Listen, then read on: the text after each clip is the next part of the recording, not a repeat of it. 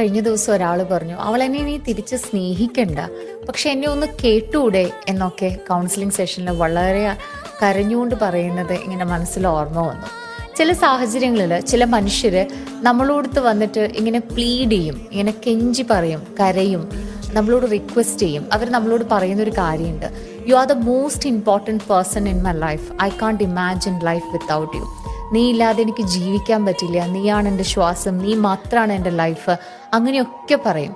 പക്ഷെ ആ സമയത്ത് നമുക്ക് തോന്നും നമ്മൾ എന്തോ ഒരു വല്ലാത്തൊരു പവർഫുൾ ആയിട്ട് തോന്നും, അവരെന്തോ ചെറിയതായിട്ടൊന്ന് കുറഞ്ഞതുപോലെയൊക്കെ നമുക്കും ഫീൽ ചെയ്യാം.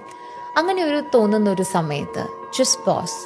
കാരണം ഒരാള് നമ്മുടെ അടുത്ത് വന്ന് അത്രയും കെഞ്ചി അവരുടെ ഒരു വൾണറബിലിറ്റി എക്സ്പ്രസ് ചെയ്യുമ്പോൾ അത് ഒരു സ്നേഹം മാത്രമല്ല, they are risking rejection, shame, even their self respect.